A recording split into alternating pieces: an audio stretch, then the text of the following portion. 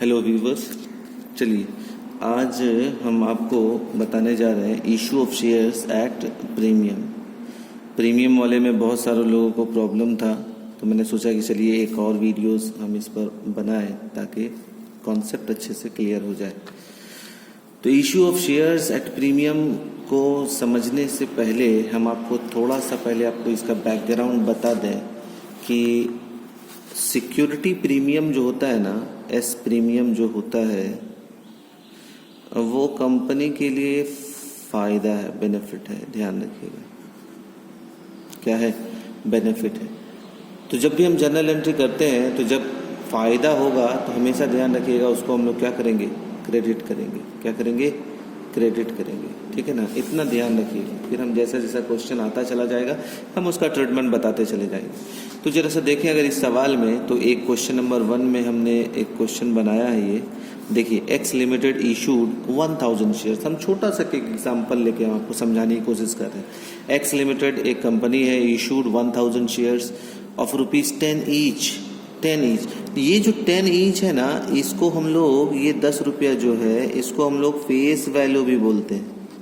क्या बोलते हैं, फेस वैल्यू, या इसको नॉमिनल वैल्यू भी बोलते हैं। नॉमिनल वैल्यू मतलब एकदम कम से कम जो कीमत है उस शेयर्स का।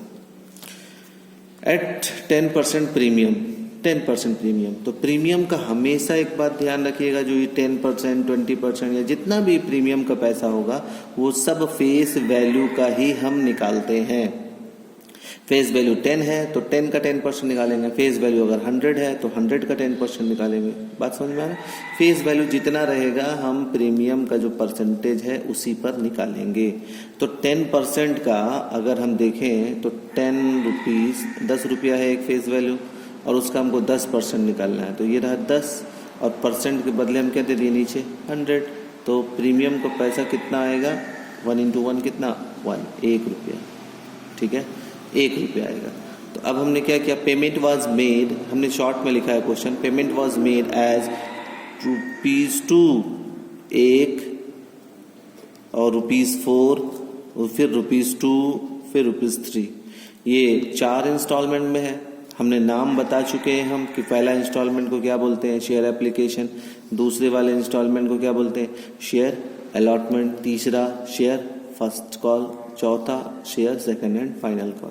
यहाँ पर देखिए 4 के साथ ना +1 लिखा हुआ है। ये जो +1 है ना, जो हम निकाले थे वो प्रीमियम वाले की ही बात कर रहे हैं। यहाँ पर इस क्वेश्चन में इंडिकेट कर दिया है कि हमको शेयर अलॉटमेंट में ही प्रीमियम का पैसा लेना है।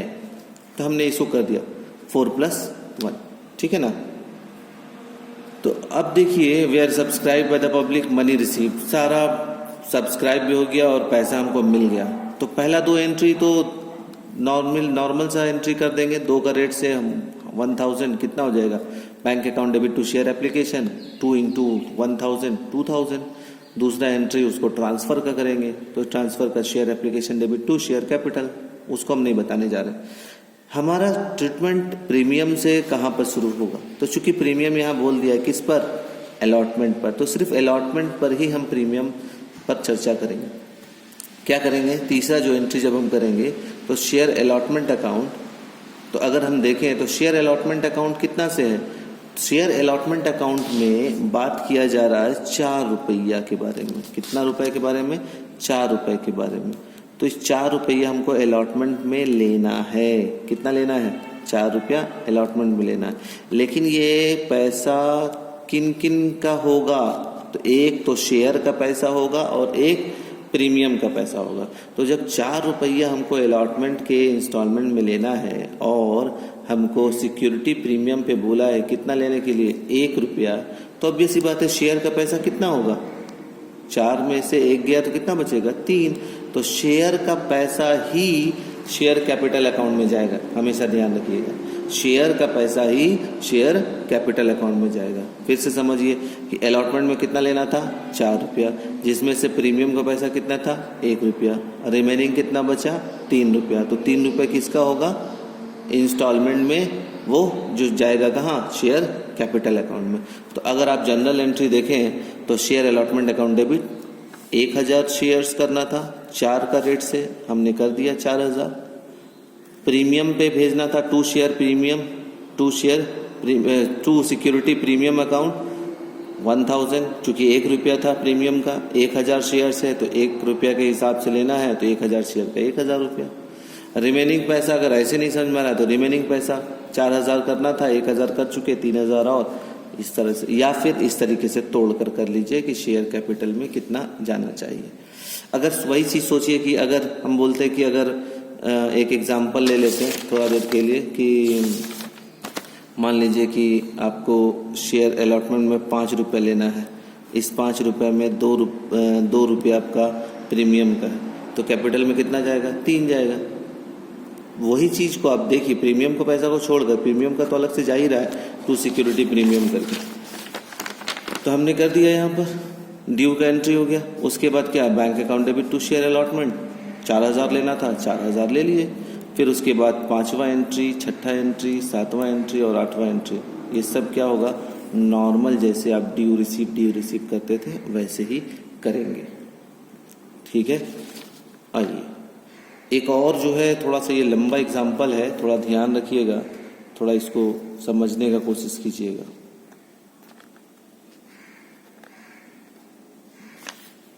देखिए, हमने दूसरा क्वेश्चन लिया है, x limited issued 1000 shares of ₹10 each eight A premium of 10%, on application 20%, देखिए 20%, ऑन अलॉटमेंट 40% और on first call 20% and second and final call balance. तो एक बात बताइए, 10 रुपया का शेयर है, 20%, 40% और ये 20% कैसे हम निकालेंगे? ये तो आप लोगों को पता है। 10 का 20% कितना हो जाएगा? 2 रुपया। 10 का 20% कितना हो गया? ये तो हम लोग निकलवाए हैं पिछले वाले किसी क्वेश्चन में, 2 रुपया। इसमें अगर देखें तो अलॉटमेंट में हो गया 4, इसमें कितना हो जाएगा? 2 है ना।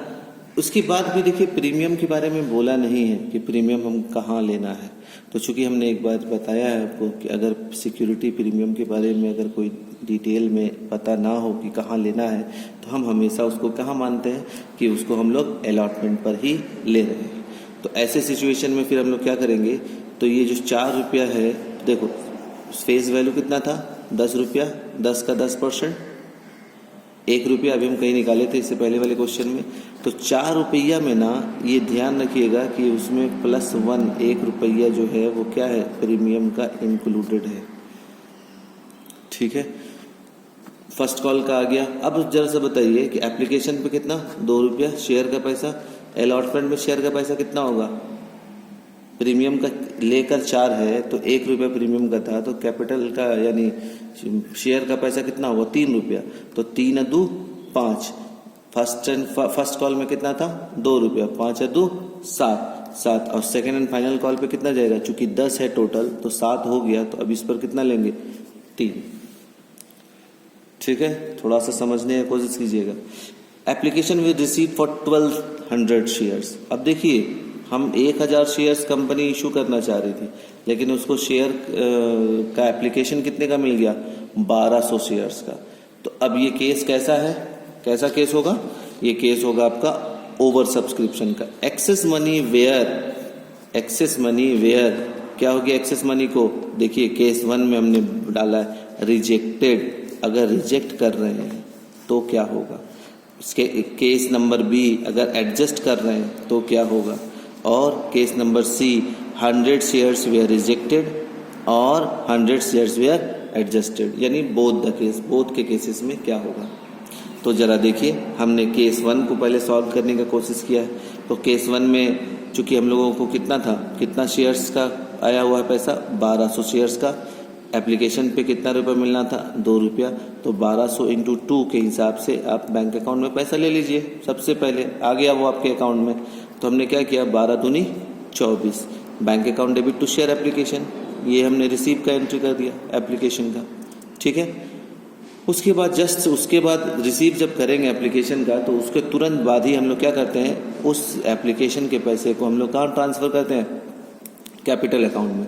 चूंकि केस 1 में बोला है कि हम लोगों को एक्सेस पैसे को हमको क्या करना है, रिजेक्ट करना है। रिजेक्ट का मतलब क्या है कि उस एक्सेस पैसे को हमको रिटर्न करना होगा, यानी टू बैंक करके। तो अब देखिए यहाँ हमने क्या किया, सेकेंड एंट्री में शेयर एप्लीकेशन अकाउंट कितना आया था, शेयर एप्लीकेशन से 2400 वो लिख दिए 2400। To share capital, to share capital में कितना जाएगा, तो कंपनी कितना शेयर इशू करना चाह रही थी, 1000, और कितना पैसा 2 करोड़ से, तो 1000 इंटू 2000 रुपीज। एक्सेस पैसा कितना हो गया, 200 शेयर्स का, 1200 से हुआ तो इन्हें 200 शेयर्स का एक्स्ट्रा पैसा हुआ, तो 200 इंटू 2 करेंगे तो कितना होगा 400, ये रहा 400। टू बैंक करके दिखाते, यानी हमने वो पैसा क्या कर दिया, रिटर्न कर दिया। ठीक है, इसी का जब हम फिर तीसरा एंट्री करेंगे तो देखिए तीसरा एंट्री में क्या किया, शेयर अलॉटमेंट अकाउंट डेबिट। फिर आ जाए तो शेयर अलॉटमेंट अकाउंट, शेयर में कितना पैसा था 4 रुपया, तो ये 4 में कौन कौन सा पैसा है, शेयर का पैसा कितना है और प्रीमियम का पैसा कितना है। 4 में एक प्रीमियम का पैसा है 1 और शेयर का पैसा है 3। ठीक है, और कंपनी कितना इशू करना चाह रही थी, 1000 शेयर्स, तो 1000 इशू करना चाह रही थी, तो 4 का रेट से 1000 इंटू 4, तो शेयर अलॉटमेंट अकाउंट 4000।